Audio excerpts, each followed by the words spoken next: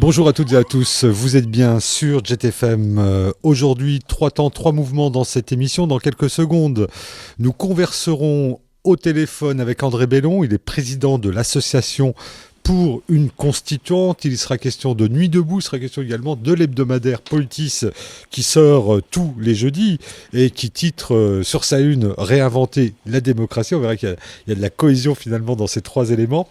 Et puis dans un second temps, nous diffuserons l'interview d'Emmanuel de Varesquiel. Emmanuel de Varesquiel est un historien, il était éditeur également.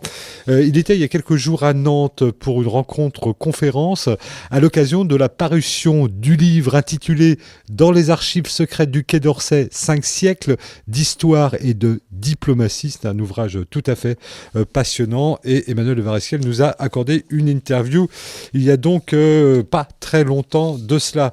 Et le troisième temps de cette émission, ce sera avec le 7e art et la chronique mensuelle Poussière d'images, les coups de cœur cinéma, signé Nathalie Guillotte-Islaen.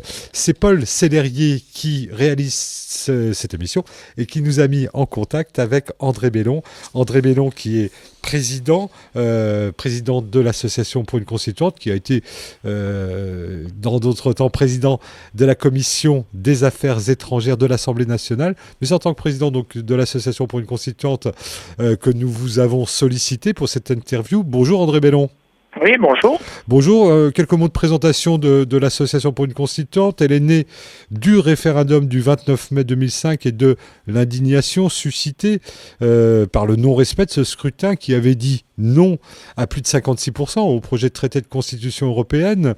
Le projet de votre association, c'est en substance de faire vivre la souveraineté populaire, de réinventer la démocratie. C'est exactement ce qui se joue actuellement à travers le mouvement Nuit debout, dont se fait l'écho, donc l'hebdomadaire Politis dans son numéro de cette semaine, où on y lit dans Politis, via un dossier concocté par Lena Bergström et Vanina Delmas, qu'il est question dans ces rassemblements de cette nuit debout, j'ouvre les guillemets, d'écrire une constitution dont la notion d'universalisme est le fil rouge.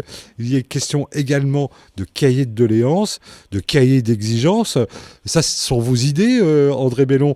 Est-ce que la nuit debout a piqué vos idées d'ailleurs?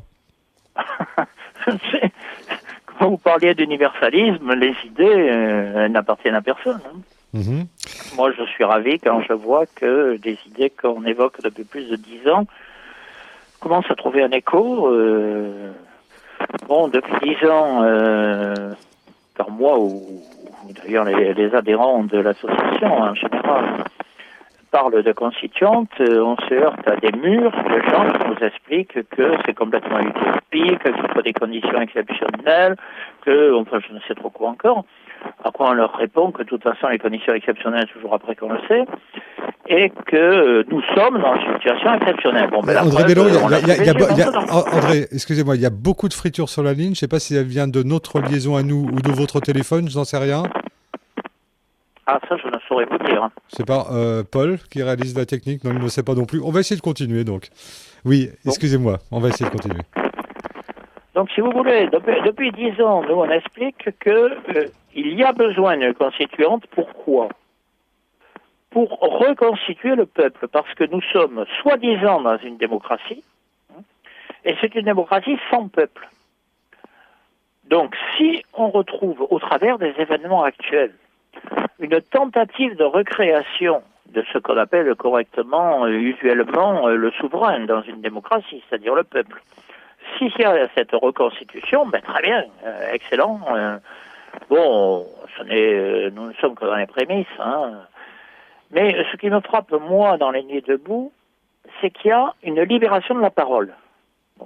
Alors que nous sommes depuis des années dans un système où tout est fait pour nous expliquer que rien n'est discutable, que tout est obligé, qu'il n'y a que des contraintes, que donc on doit se soumettre à je ne sais trop quoi, une volonté supérieure, qui sait ce qu'il faut faire, qui sait pourquoi il faut le faire, et que donc les citoyens n'ont pas de possibilité de parler, de s'opposer, de critiquer, ce qui est quand même le fondement même de la démocratie.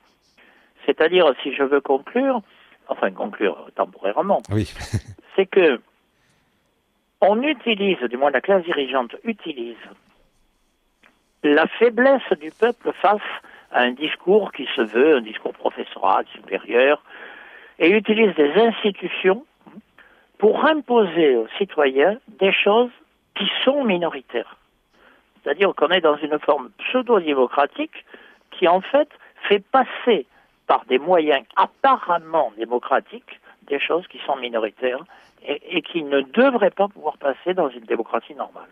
Je faisais référence dans mon introduction à ces cahiers de doléances. Évidemment, ça nous ramène à des temps révolutionnaires, à la fin du XVIIIe siècle, à ces cahiers d'exigences.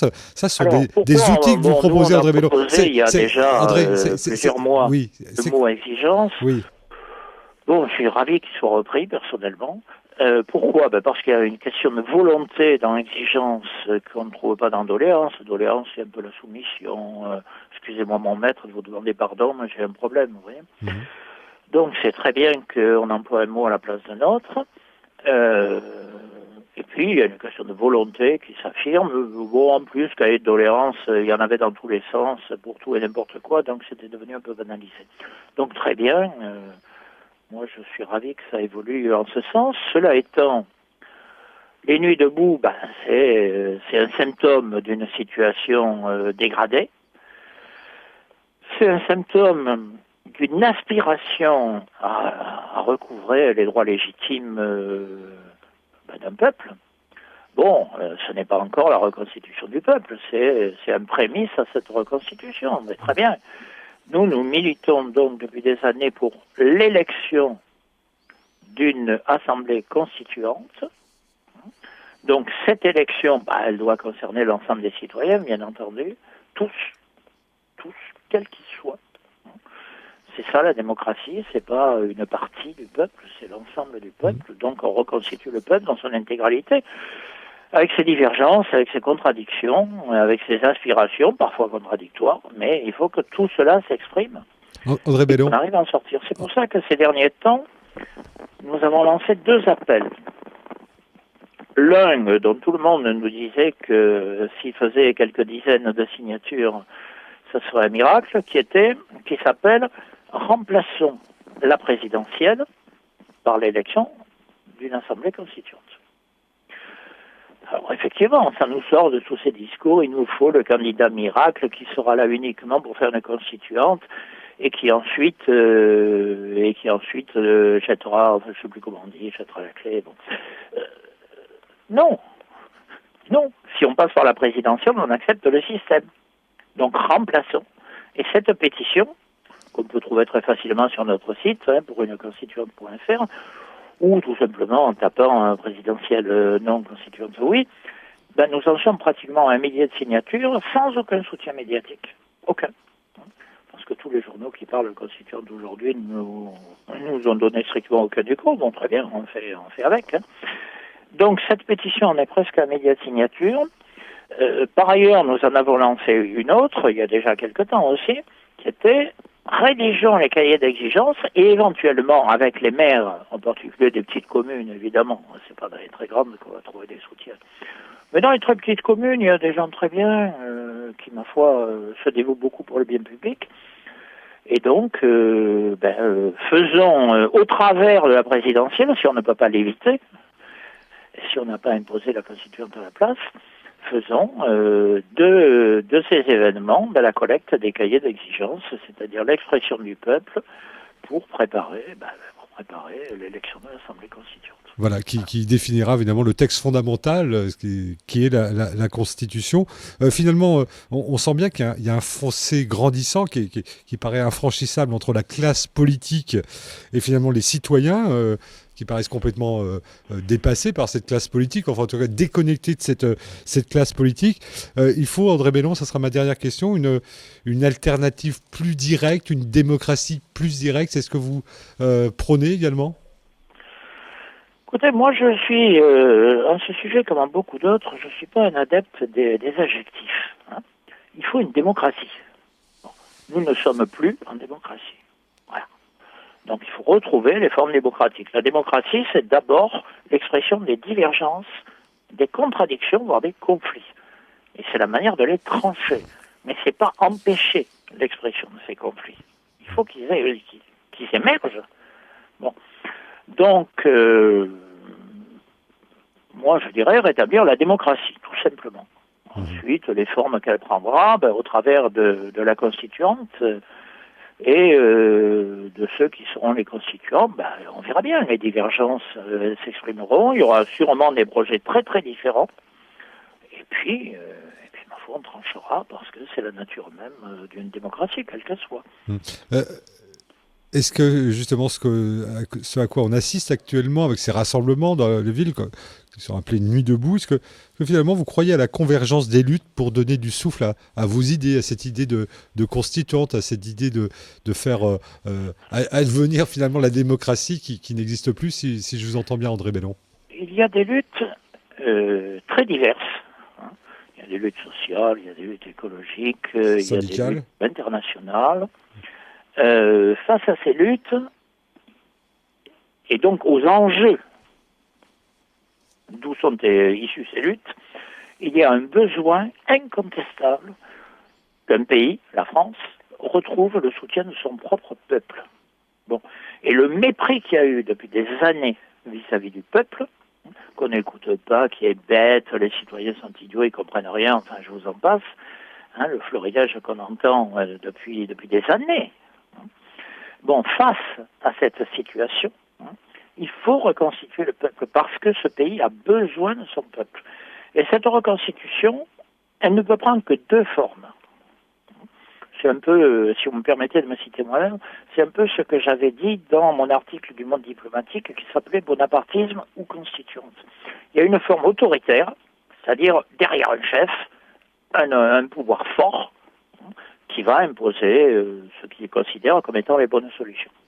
Et puis il y a l'autre solution, c'est la reconstitution de la démocratie autour de la reconstitution du peuple, et ça passe par une constituante. Voilà. Et on ne sortira pas de cette alternative. Et cette alternative, je veux dire, les événements actuels prouvent la valeur de cette alternative. Donc, quel sera le choix qui va en sortir? Je n'en sais rien, j'ai un souhait. Un souhait, c'est pas obligatoirement un pronostic. J'ai un souhait. Et ce souhait, c'est que la forme démocratique l'emporte sur la forme autoritaire. Eh bien, on suivra évidemment cette évolution des affaires. Il y a des présidentielles évidemment l'année prochaine qui risquent de personnaliser la politique et c'est absolument un contre-courant d'une démocratie saine, j'allais dire. À moins qu'on ait remplacé la présidentielle par l'élection des constituantes. Oui, tout à fait, effectivement. Donc, signez cette pétition. Exactement, signez cette pétition. Et votre site, je vous laisse pour terminer redonner son adresse. www.pouruneconstituante.fr.